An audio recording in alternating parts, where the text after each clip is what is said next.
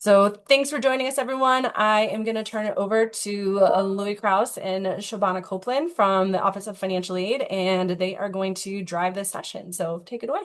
Good morning, everybody. As wonderfully introduced, my name is Louis Krause. I'm the Associate Director of Outreach and Retention in the Office of Student Financial Aid. Shobana is with me as well, and we're here to give you some updates. The first half of this presentation is kind of like normal financial aid updates that we'll kind of go through regularly with the group here. The second part of it is the new updates from the One Big Beautiful Bill. For those that attended the thrilling or listened to the thrilling and enthralling and captivating presentation from March or conversation from March, we hinted to some of that stuff, so we kind of want to recap that. We have some additional information for you I don't want to spoil it in terms of I mean, it's huge, but we'll get to that here shortly. And then we'll leave some time for some questions. Feel free to either save your questions to the end and politely raise your Zoom electronic hand, or you can tap it in the chat, but we won't get to questions until the end. That way it will ensure us that we have time to go over everything that we need to, as well as the jokes that Shabana has planned out for her stand-up routine. All right, aid happens. What you guys need to know. Let's see here. Here's the agenda. Going to go over some things. Big Beautiful Act, and when you meet with students and what we meet with students, kind of reminding us in terms of what we kind of tell our staff to tell students if they bring up stuff about registration or adding or dropping a course, and similarly, kind of what you can tell students when you meet with them if they have any financial aid questions and so forth. FAFSA time. FAFSA should already been completed. So if you talk to a student that says they haven't completed their 26, 27 FAFSA and they don't have any low-grade plutonium or a Mr. Fusion, they can't go back in time, have them completed ASAP. We are in the process of packaging students now, and it will be ongoing throughout the semester as we receive a valid FAFSA from students. The 27, 28 FAFSA becomes available October 1st. So if you're talking to students about, hey, what am I FAFSA? That's next year's FAFSA. That'll become available in a few months.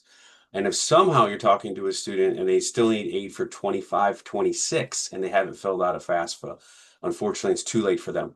That FAFSA period has closed and they're no longer eligible to even complete it. Um, Eligibility. Here's some general stuff regarding some eligibility. They have in terms of federal aid eligibility. They need to have a FAFSA on file. They need to meet the three pillars or prongs or three stands of satisfactory academic progress. So undergraduates a GPA above a 2.0, a completion rate of 67% or higher, and have attempted less than basically 180 credits. Graduate students, it's similar. The GPA requirement, though, is a 3.0. They can't be in default. This is a one we receive are getting more calls on and working with students more the default status one.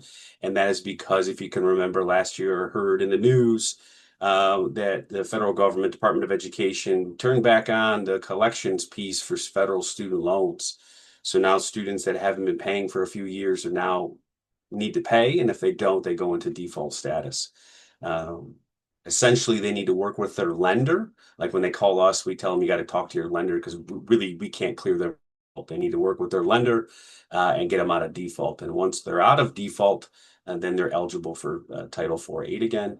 And then if a student ever withdraws completely from a semester, whether or not that's intentionally, like they physically do themselves and with you guys and withdraw completely, or they walk away from a semester, then we have to do a return to Title IV funds calculation, meaning that we have to do it's kind of an annoying calculation of how much aid they can keep based on the number of days or they were enrolled in the semester.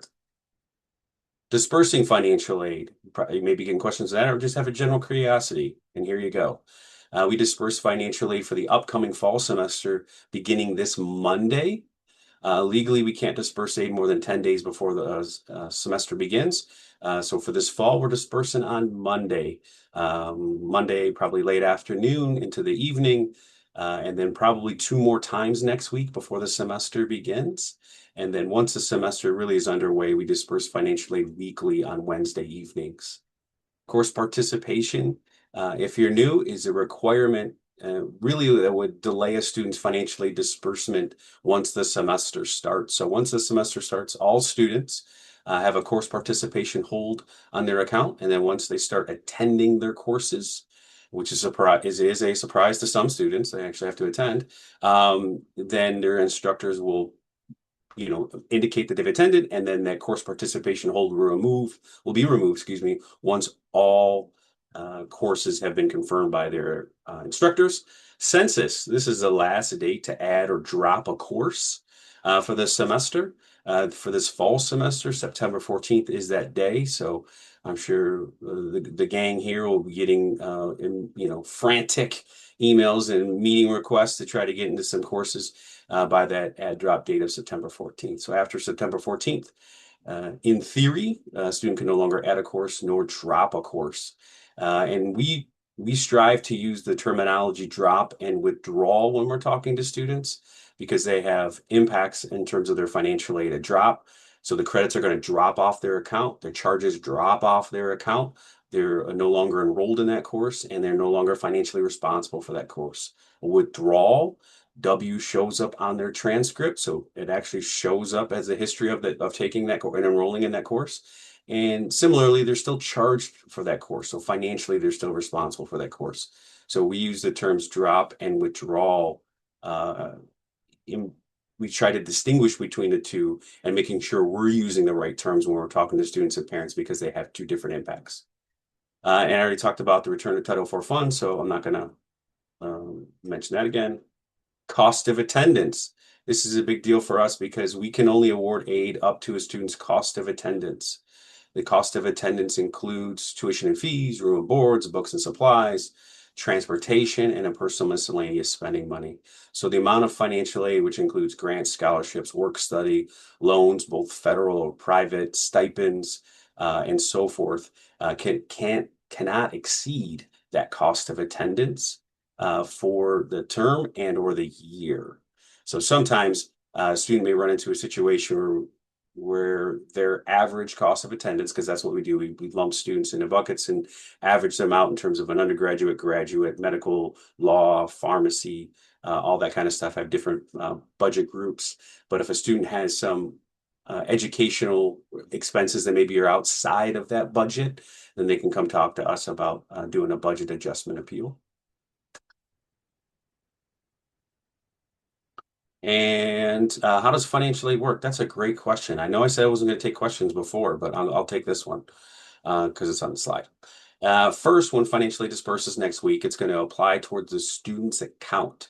So anything that's on their account as of the 24th, which is next Monday, will get the aid will pay towards that first. Tuition and fees, if they're registered for and enrolled and to stay in the dorms, then their dorm room charges and applies for that first. If they have excess, meaning more aid than their billable charges, then a refund gets sent out to them.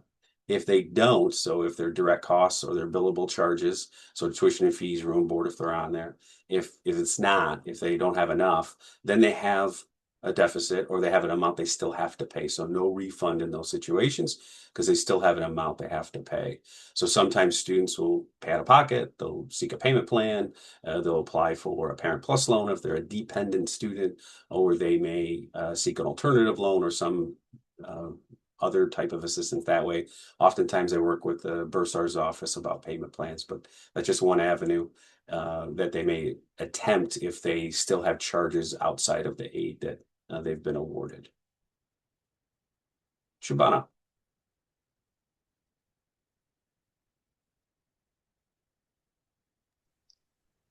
Thank you. So for satisfactory academic progress, Louis already touched about the three pillars regards to this.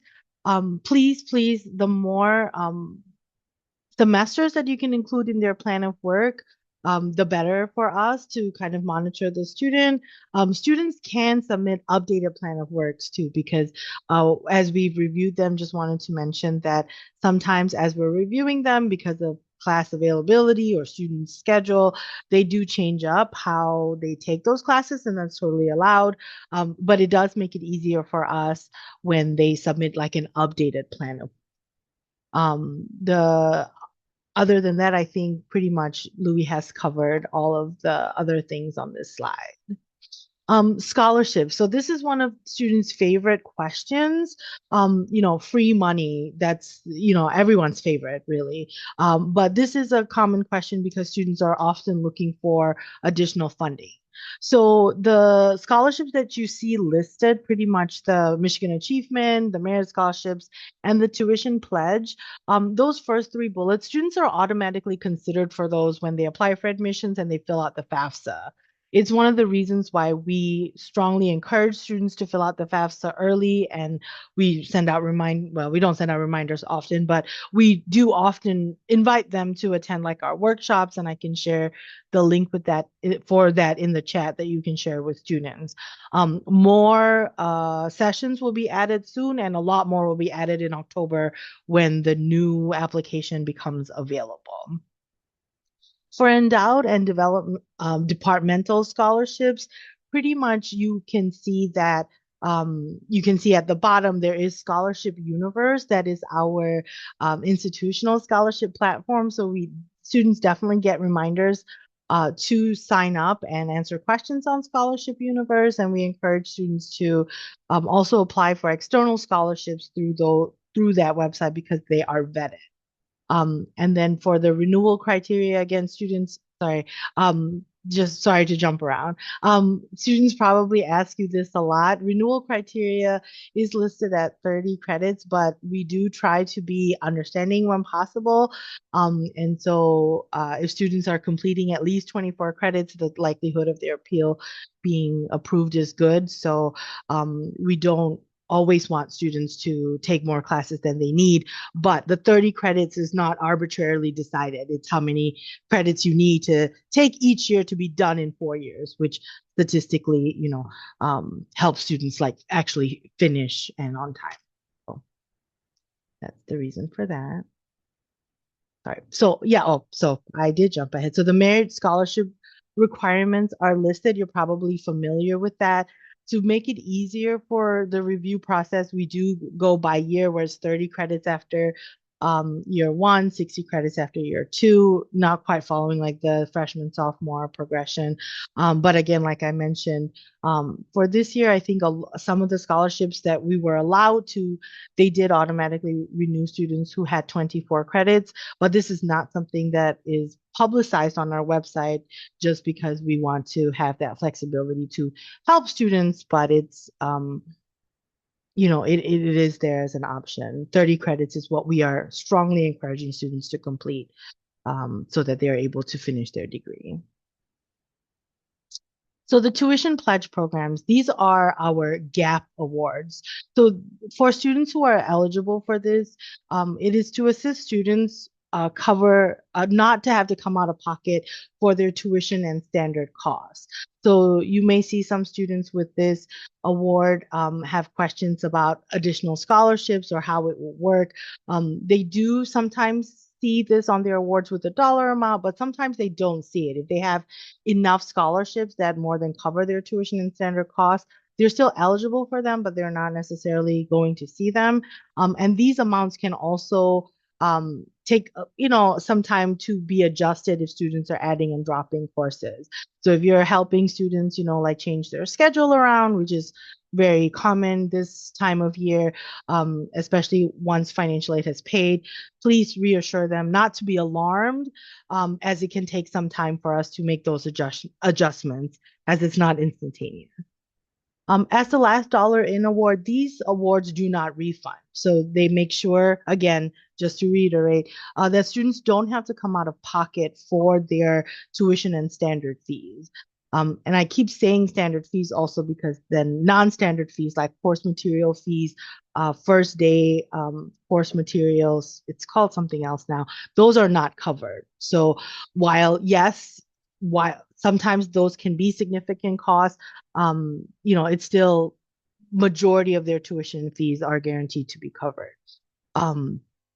And so these are not set up to refund. So sometimes when students get additional funding, these gap awards can be adjusted, but we do not count loans in that. So if students decide to borrow, those will can go towards their books, their non-standard fees, and then of course, if all their university charges are covered, it can refund to them, and they can use that for gas because that's $1 billion a gallon right now, or they can use it towards housing if they're choosing to live on campus.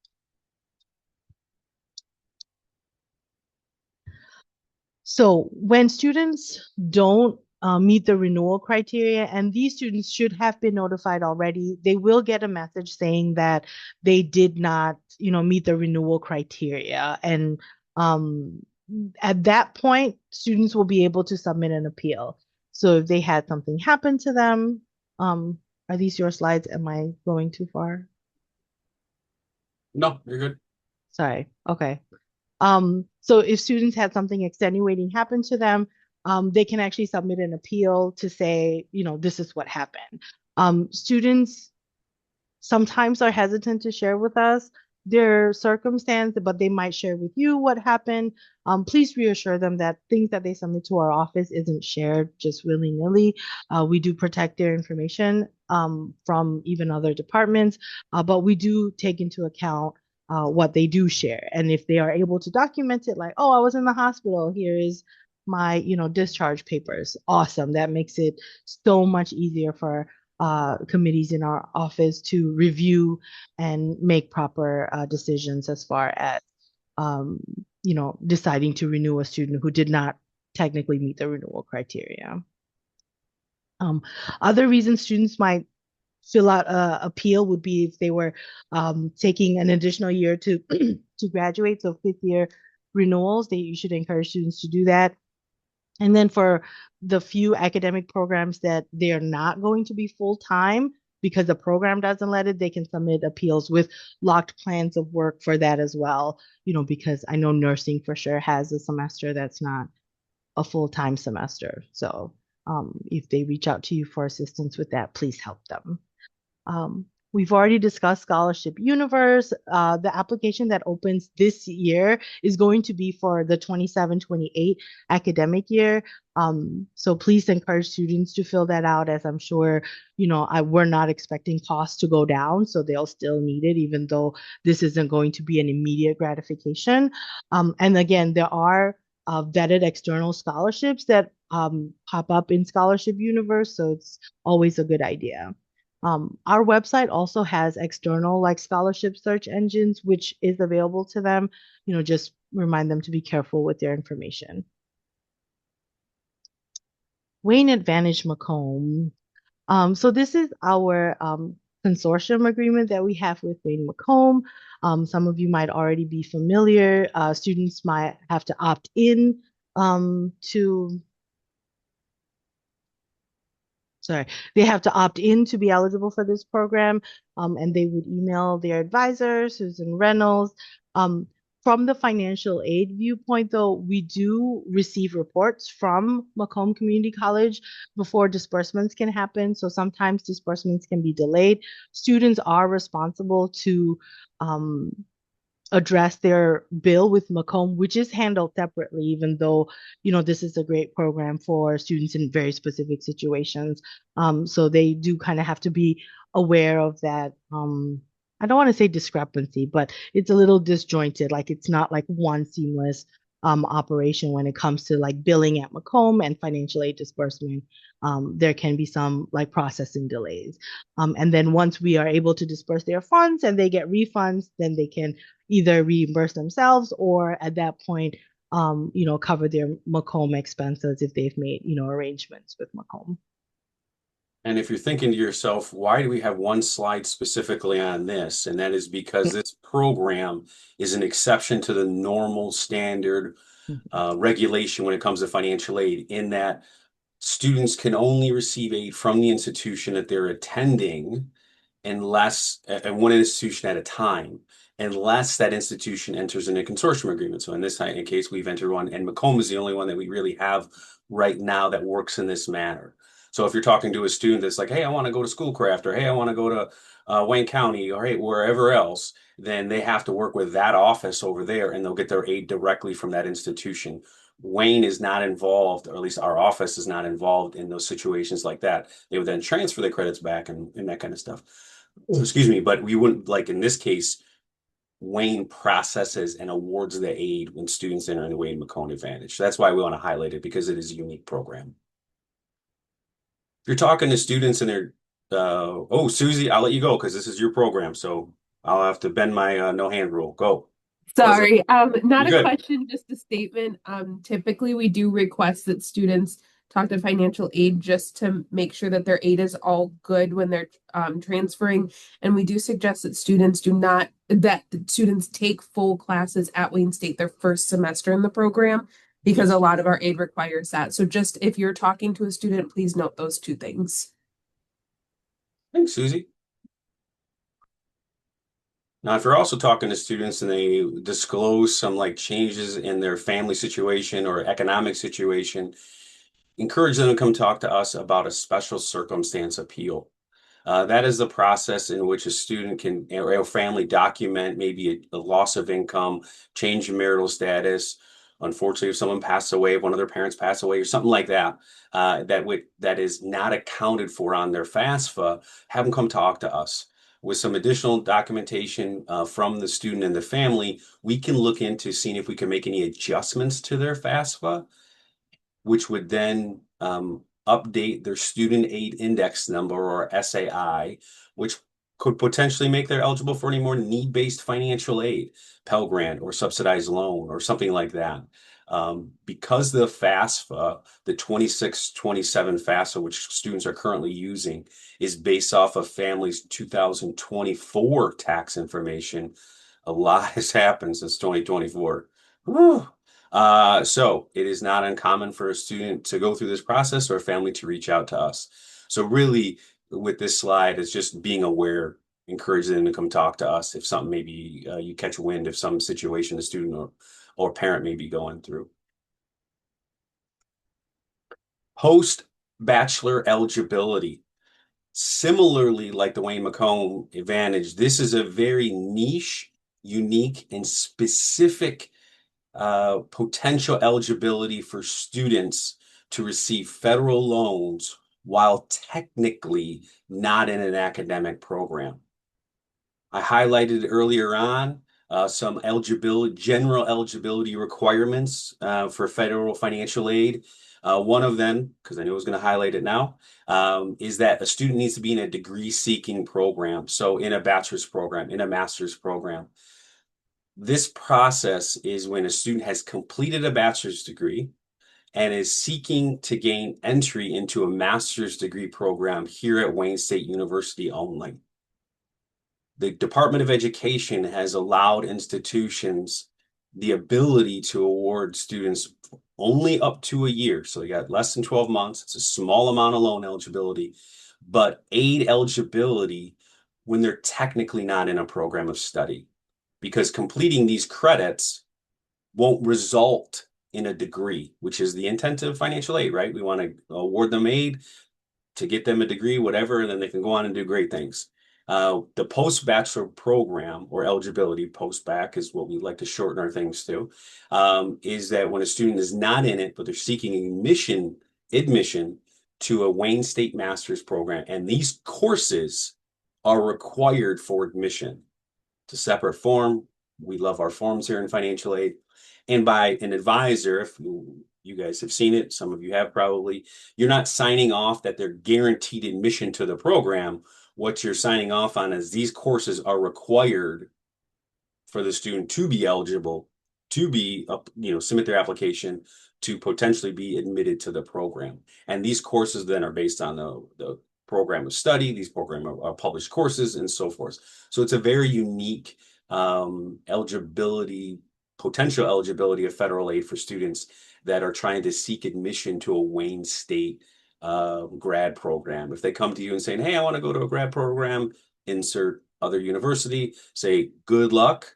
You need to speak with their financial aid office to see what's available there for them. All right. And before we get to this one, if you weren't paying attention or half paying attention or chatting via Teams or via Zoom and commenting or sending wonderful gifts of how wonderful this presentation is that Shabana and I are doing, what I'd like you to do is kind of buckle up, pay attention for the next few minutes because now we're going to talk about changes from the one big beautiful bill, OB3. So these things have significant changes that have impacted our world of financial aid and our world as Wayne State University because it's going to impact our students as we continue on.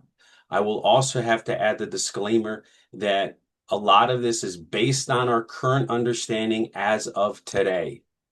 The changes that have resulted from the One Big Beautiful Bill, while the law was enacted and is live as of July 1st, interpretations or how to carry out these federal financial aid regulations is still ongoing and being interpreted. Louis, classes start in 2 weeks. What do you mean they're still being interpreted? I don't know. But based on our current understanding, we're going to go over the changes and how they're impacting us here at Wayne State University. Look it up.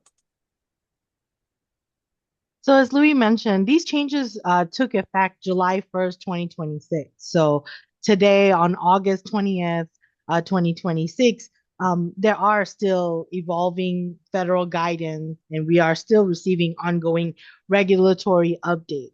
So we're pretty confident in what we've done so far, but there are no promises, about what is to come. We will find out at the same time, pretty much everyone else does.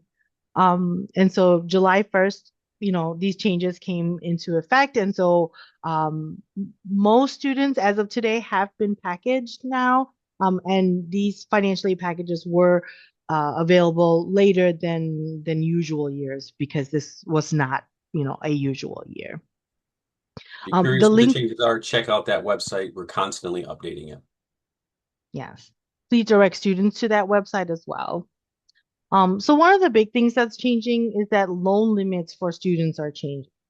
So you may feel as though, like on the receiving end of this information, and students may feel this way as well, that there's no difference. Like, a graduate student receiving 20,500 per year is not different. But there were a lot of changes that needed to happen on the back end that we have hardworking teams, units in our office that, toiled to get that done. So graduate students are still eligible for 20,500, but their borrowing limit is now different. For brand new students, their limit is now 10,000. Oh, I'm sorry, $100,000. That's still a lot of money. But as a graduate student, their prior limit for students who have already been here or are currently here before this fall semester was 138,500. Some of the changes that are happening that might be viewed as positive also is that our law school, our med school, and our pharmacy, so JD, MD, and PharmD, now can borrow $50,000 per year, and their like lifetime limit is $200,000 for their graduate borrowing as a grad professional student. And so the new lifetime aggregate limit, so meaning undergraduate and graduate combined, is 257,000. Why this may seem a bit off is that in the past, you probably don't need to know about that, but the 57,500, sorry, is there a typo on that screen for the aggregate limit? Just checking. Should that say 257,500? I Yeah. didn't catch this. I apologize. So we will fix that. But the undergraduate limit, borrowing limit remains 57,500 for independent students. And so all this to say, what you've been doing, direct them to our office. We will help them. But there have been changes, and students can continue to see their loan history and their borrowing amounts on their studentaid.gov website. Next slide, please. So plus loan changes might be the biggest change that students will actually notice, even though there's a lot of other changes they may not realize right away. So there is now a cap on how much parents can borrow through the Parent Plus loan each year and over their lifetime for each student. So it's 65,000 for this each student. So if they have several students, it's not capped at 65 per parent. And then parents can borrow $20,000 per year. You might think, well, for a 4-year degree, that doesn't quite add up. You would be correct. It does not. Um, Unfortunately, for graduate students, the Graduate Plus loan is going away. They are no longer eligible for Graduate Plus loans. And so wah, wah. They will have to, at this point, consider if they are able to complete their degree with the new loan limits or private alternative loans, or unfortunately, the difficult decision of if they would pursue a graduate degree. And you did say, Shabana, if I heard you correctly, this is for new For graduate, new students. right? Correct. Continuing graduate students have what's known as a limited exception eligibility, where they have up to 3 years or the completion of their program to still borrow through the Graduate Plus Loan program. But if they go on a leave of absence or take a semester off, then they lose that limited exception eligibility and go to the new rules for federal loan eligibility, which then includes no Graduate Plus loan. Thank you. No problem. That's a huge one for our graduate population. Yes. If you're just thinking to yourself, Louis, this can't be all. That's significant changes. How is your office surviving? Louis, you guys should deserve medals. Well, yeah, we should. But we also need to brace ourselves because more change is coming. Uh, this one in particular is a big one for all students, both undergraduate and graduate students. And this is for any student that is enrolled less than full time. So graduate full-time is 8 credits. Undergraduate full-time is 12 credits.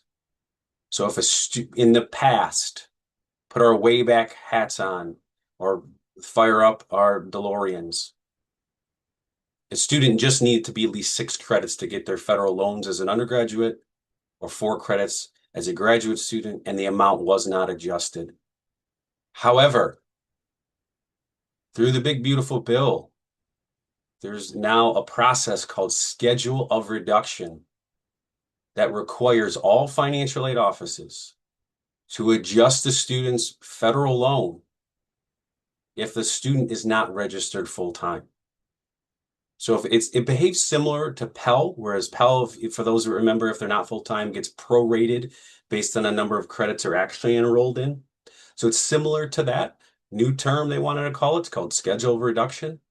They have to be at least 6 credits, but no longer will a student get that full amount of their federal loan when they're in 6 credits.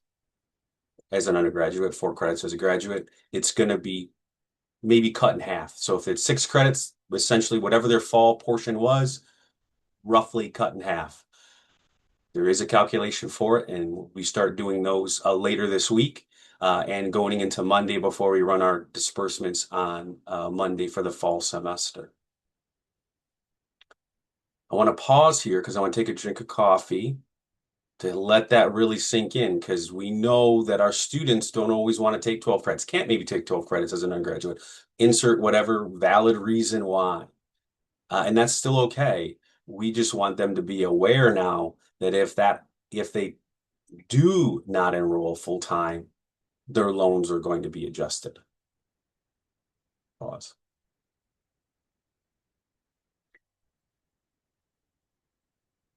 Not strong enough. And remember, this applies to subsidized loans, unsubsidized loans, and Graduate Plus loans for those graduate students that still qualify.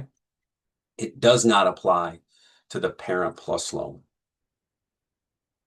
If you're thinking to yourself, that's enough. That in and of itself is enough. Louis, that's a huge one.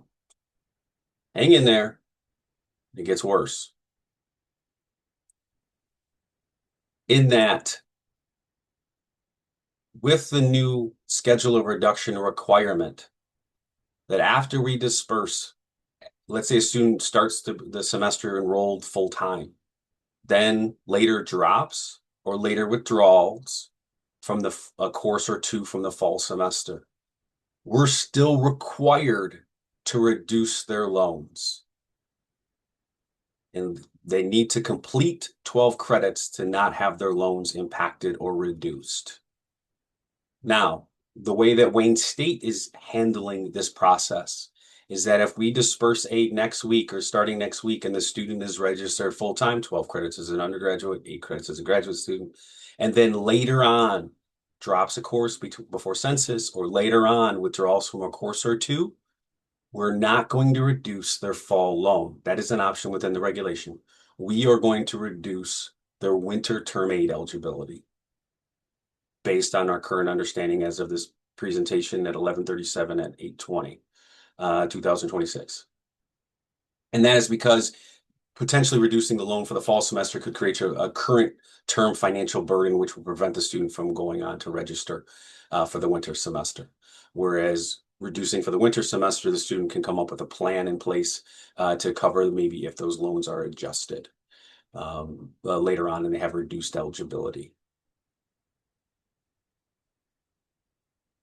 I'm going to pause again, let it sink in. Whew. I'm going to save that question. I'll get to it at the end. So when you're talking to students, essentially just explain to them, don't get into the nitty-gritty. I'm not expecting to. We've never asked you to do that. Essentially, just come talk to us I just should really just put that on the slide is just talk to financial aid. But essentially not full-time, lower loan. Drop or withdrawal after the loans disperse, winter loans will be impacted. Or enroll full-time, no impact to their federal loan eligibility. Now, I mean, a lot of our students too that receive Shaban already went over the tuition pledge programs or merit-based scholarships. Those kind of they require 12 credits anyway, so those typically will start the semester at least at full time. Again, the big thing with these kids is if they decide later on to withdraw from a class or two, that will impact future aid eligibility for the current academic year.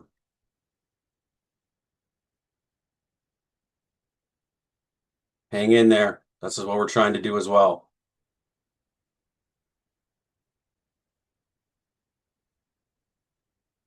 Mana.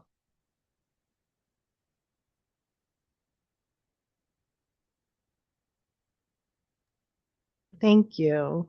So when you meet with students, and I know that you already do this, but please continue and, maybe more emphatically, push them towards coming to talk to us. But we are available to them in a multitude of ways, like the financial aid portal. We do send out a lot of emails to their Wayne State email. So like I said, you already encouraged this. Please just, continue and more emphatically send them our way. Especially when they're dropping courses or if you ever feel like they have a question about their aid eligibility for the current or future semester, we're happy to, explain what we understand at the current moment to be the impacts to their financial aid eligibility. Students do sometimes disclose very personal and very sometimes traumatic things to you as an advisor because they talk to you sometimes more than they talk to their professors or probably to the financial aid officers that are in this building, and so they might divulge things. Please refer them to the DOSO's office or CAPS or all the resources that we have on campus. And then if appropriate, those DOSO and the other departments do reach back out to us to see how we can support the student from a financial aid perspective, if that's appropriate. So please. Now, when we meet with students, we do also talk to them. Again, we offer the same courtesy. We refer them back to you to talk about their enrollment questions or about their classes and prerequisites. We do encourage them strongly to talk to you about developing an academic plan. Even if they're not, even if whether they're meeting SAP or not, we do encourage them to always keep in mind like a long-term plan and to use all the resources they have on campus so that they are continuing to meet SAP or getting back to meet SAP. And so we will continue to do this as well. I do just want to mention that while it is very serious and it is going to be a drastic change, as has always been the case and will continue to be when you're filling out those plan of works for whether it's for SAP appeals, scholarship appeals, the post-bac students, or for any student that you just happen to meet with that is concerned about, not being full time. We do not encourage ever that you put classes on there that they do not need. The while the per while the implementation of these regulations are going to be difficult for all of us, they do serve a purpose. And so whether it's during an audit or when they finally pass CPAS, we don't want to be in a bind where students are now not going to be eligible for that aid anyway.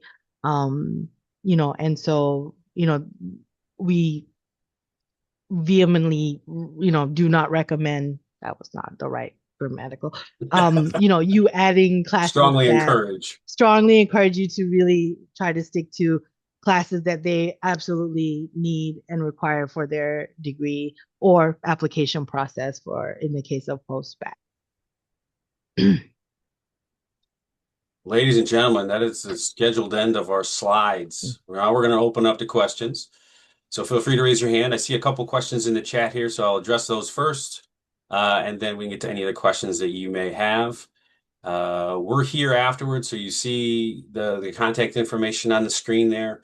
But if you do have one-off questions, you can always reach out to Shabana, I via email or Teams. We're happy to help or commiserate if that is also what you want to do as well. But we're available for us, not only with these changes regarding the One Big Beautiful Bill, but just aid in general could be complex for some of our students. So we have a question in the chat regarding for graduate students, if they take 6 credits, because lots of programs don't offer 1 credits, for 1 credit, are they guaranteed to be provided enough aid to fully cover their tuition and fees there previously were? I don't have an answer for that in the sense of it's possible, but it really depends on what their end result of their tuition and fee charges are. At 6 credits, since it is not full time, the student will, and they want to receive federal loans, will have that federal unsubsidized loan go through the schedule reduction calculation to determine how much aid they can receive for that semester. So I don't have an answer for you, but it may or may not. School costs go up. Right now, the amount of federal aid eligibility for graduate students at $20,500 or $10,250 per semester, that hasn't changed in a number of years. So I would imagine if they're okay for fall, maybe not for, or maybe for this year, maybe not next year, because our costs continue to go up. Next question, is there any difference for a student who completes the medical exception? No, through the schedule reduction, it does not matter. And that's similar to satisfactory academic progress. For those that don't know, even if a student goes through the medical exception process, those courses that they were enrolled in are still factored into their satisfactory academic progress calculation. In that instance, it impacts a student's completion rate, not their GPA, obviously, and things like that, but it will impact their completion rate and overall credits. Same if I don't hear about it too much anymore, but for those that have been around as long as I have, or even longer, we used to have the Phoenix program, which is a academic forgiveness program. Those credits still count towards SAP. Similarly, through the medical exception process, the schedule reduction would count as well. Regarding post-bac, what about that student wants to take it so they can strengthen their grades? Great idea, not eligible for aid. The post-bac process is specifically for courses that are required for admission, not to improve their GPA or not to explore the program itself. So it's only a requirement for the program. So if they need to raise their GPA, I wish them good luck. They just can't receive federal aid to do that. Do activity awards stack? I I'd have to get back with you on that one because I don't believe they do. But we'll get back with you on that one. We'll get something out to Amanda so we can send that out. Well, fast works are available at 5 p.m. on weekends. Part-time students work full-time. We sometimes have fast workshops available at various points, but right now there's nothing scheduled. Sometimes later in the fall semester we do, or earlier in the winter semester we try to do maybe a specific program or population for students. It's available for all students, but we try to do something like that to accommodate those students as well. Are you collaborating? Commissioners opening, dropping pages and withdrawal pages. Collaborating with the registrar's registration office about updating the adding and dropping pages and withdrawal pages and the withdrawal from the really info. Yes-ish, in the sense that we are working with our campus partners about the impacts of schedule reduction and with students, what they choose maybe to add or have on their websites, really up to them. We provide them the information, and that decision is kind of really left with that department or not. Similarly, when we stressed during this presentation and talked to have the students come talk to us, we tell students the same, and all of our campus partners the same thing. If they have financial aid questions, come talk to us. The wrinkle now is if they decide not to enroll or thinking about withdrawing or dropping a course, to come talk to us too, because there's a little bit more implications or outcomes if a student is not enrolled full time. Is there a timeline for the Teach Grant and how it's dispersed? Great question. It happens after census. We start processing Teach Grant applications because that locks in when the student's enrollment happens. In theory, they can't drop a course anymore, so in theory, their enrollment is locked. So we start working on Teach Grant applications after census.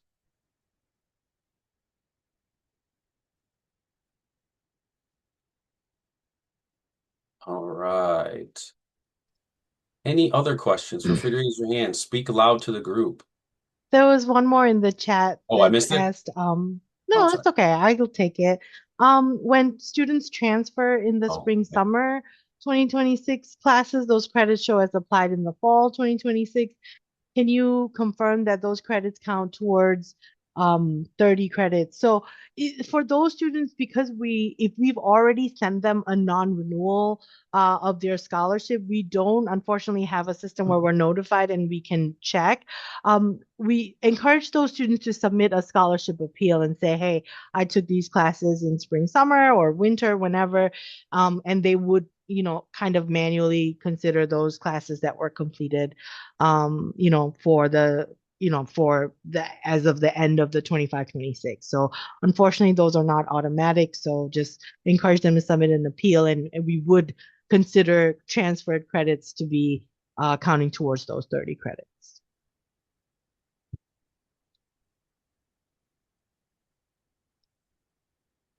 Any other questions? Anyone got a good dad joke or a joke in general, a haiku they want to share?